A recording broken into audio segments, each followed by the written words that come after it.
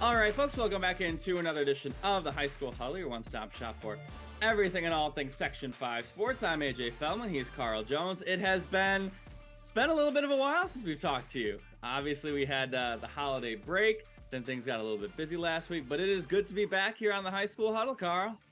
Hey man, it's good to talk shop, high school ball. I mean, I enjoyed my high school break, holiday break. Excuse me. It was fun to get away for the family. I went home 3 weekends in a row, so I'm kind of tired of I-90 in Ohio right now. But I'm good to be back in the 5A5 and getting back to a little bit of a routine. Yeah, and I'm sure everybody was just begging for this episode to come out so they could hear. But I, in fact, did win Christmas Eve domino. So if you placed your bet, nobody actually placed their bets, but a big comeback. My sister was in front early. We took a break. We don't usually break it up, but for various reasons, we took a break. We picked it back up Christmas Day. It's a closer right here. Just knocked it out at the end. We knocked it out of the park here. Boy, Michael Jordan, I never count him out. No, down 3-1, it don't matter. I'll rock with it. Okay. Exactly. And then, obviously last week was a crazy week in both the sports world, the Buffalo sports world, with everything that happened to Damar Hamlin. So we did not have a show on Thursday as I went out to Buffalo, to Orchard Park, to help Thad cover all of that, which we didn't quite exactly know what we were driving down to cover at that point, because, if you guys can remember the timeline, things were very fluid. All kind of the good news started coming out on Thursday. So thankfully, that turned into a much more optimistic trip in reports than what it could have been. But obviously a scary situation, and Damar Hamlin now out of the hospital. So from where things stood last 2 Monday nights ago, just an incredible recovery, and obviously, of course, great to see him doing well, and we wish him all the best. Man, yes, praying that he continues to be on the right path in his recovery and rehab and getting back to where he once was. But man, that pass, I guess we're now 10 days or so. I know it's been wild for us covering the team. It's been wild for sports fans, just seeing how everything will bounce back. And then obviously you seeing the team up close and how they responded to all that type of stuff. I couldn't imagine what they went through. And I'm happy that we're on the other side now. Things look great, because things looked dire at one point, and thankfully it never got to that point. So once again, happy the Bills were able to muster up a win last Sunday, and more importantly, D Ham is looking like he's fine and dandy. Of course, obviously the most important thing. But as I kind of said on Buffalo Game Day recap, especially with all the good news that come out, and even later so this week, the schedule in a sense kind of gave the Bills their time to deal with everything. They played their last regular season game, and now we kind of get this transition into the playoffs, where obviously this team is going to be playing with heavy emotions, and they'll be playing for their teammates. I believe I haven't heard for sure, but I assume they would keep the 3s on their patches for the entire season long. But now we get to talk football. So good to see him back. Good to see him out of the hospital. And I wonder what the Bills and Damar Hamlin have in store for potential stadium appearances. Can you imagine? They do that thing where they get the crowd hyped up. I think it was LaShawn McCoy who did the regular season finale. If they can do anything like that, man, that's going to be one heck of an atmosphere there. And it'll be like a zoo for real if he did something, regardless if he's on the jumbotron, on the field, regardless if he makes an appearance before that game on Sunday. Like they say, Bills by a billion. That's how that might turn out. Yeah, with Skylar Thompson, it might be that way either way. So we've had a lot going on in the past 3 weeks now in high school sports. The thing we're going to start off with, I believe it was the last show we had, or maybe the show before that, but we have some state rankings out for ice hockey now. The first state rankings coming out from hockey from the New York State Sports Writers Association. So we have our first list to kind of see where we stack up, and we're going to start off with Class A, as we call in Section 5, and Division 1, as they call it around the state. And we have some powerhouses, as we oftentimes do in Section 5. We have 2 teams in the top 7. We have 2 teams in the top 5 for teams only in NYSSWA. So we have McQuaid coming in at number 4 with a now 9-1 record on the season, and we've got Victor right behind them at number 7 in the state rankings, now at 8-1. And Carl, you just recently got the chance to see the McQuaid Knights in action as they continued their winning ways earlier this week. Yeah, really physical, like just the defensive-minded team up against a Schrader team that I saw earlier in the season. They like to get up and down the ice, and McQuaid wasn't going for any of it.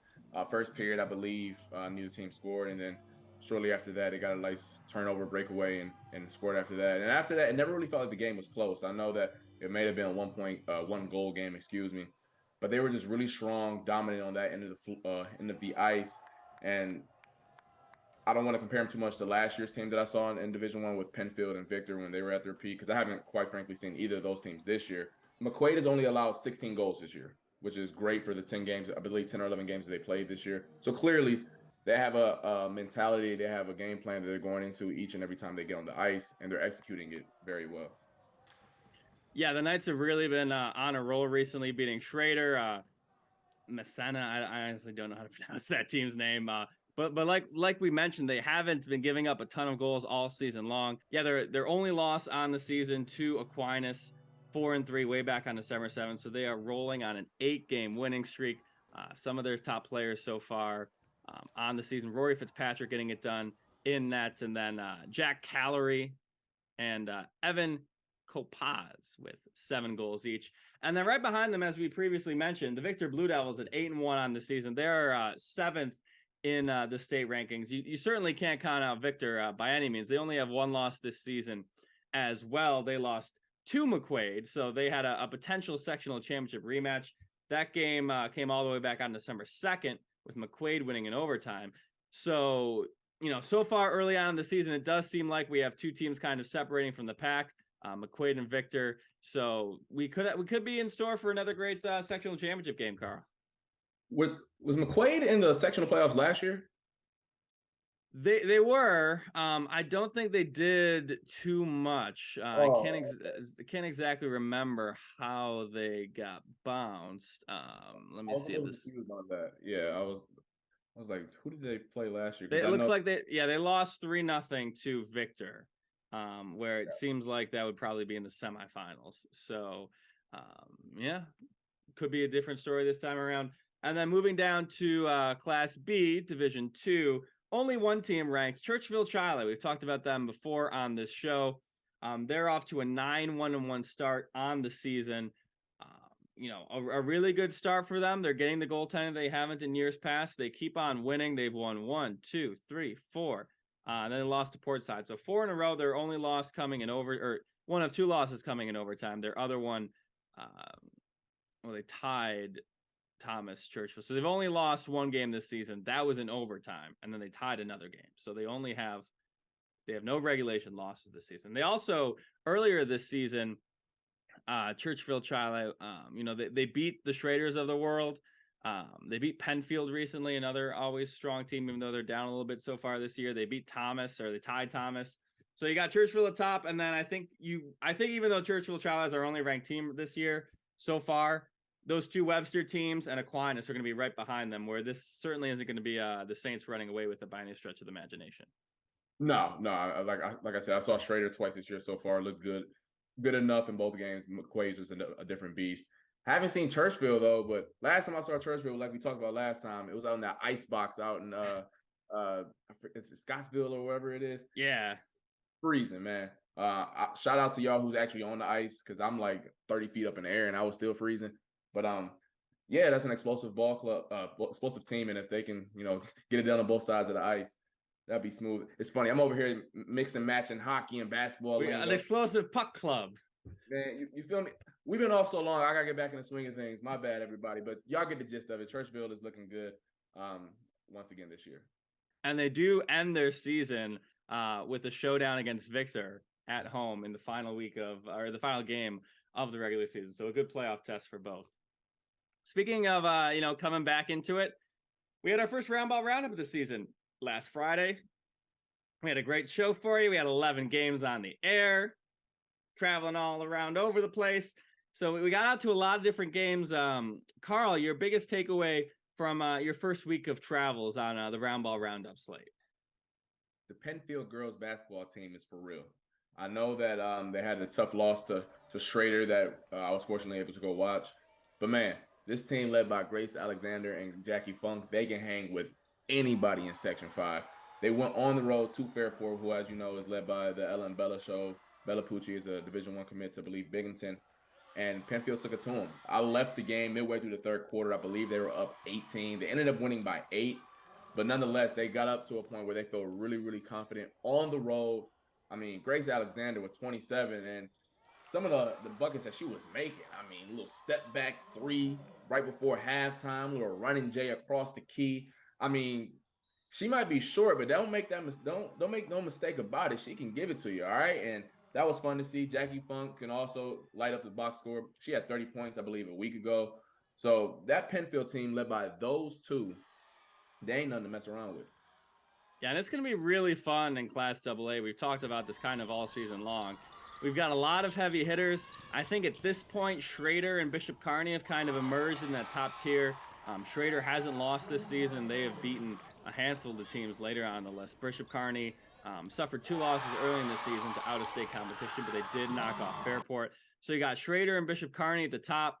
Then I think Penfield might, lead the next tier. You've got Fairport in there. You've got Hilton, who gave Schrader their toughest test of the season so far. So you can't count on Hilton. I've seen them play this season. They're a tough bunch. So certainly Penfield, a statement win for them. On my side of things, I was going on to some boys action. I caught Athena versus Irondequoit. I actually caught the very end of it. Luckily, it was a very good finish to that game. Athena handing Irondequoit their only loss so far to this season. They beat them at the buzzer. It was Z Johnson getting it done with a second chance, a third chance, if you rather, tipping that one in. Irondequoit having one prayer at the buzzer, but it falling out. And Athena got it done with a balanced attack. It was Z Johnson just leading the way with 14 points in a 53-52 game. Connor Ozier did a lot, 13 points, 16 rebounds. I mean, I was impressed with both teams. You could tell that this was a high-quality basketball game with 2 really good teams playing off against each other.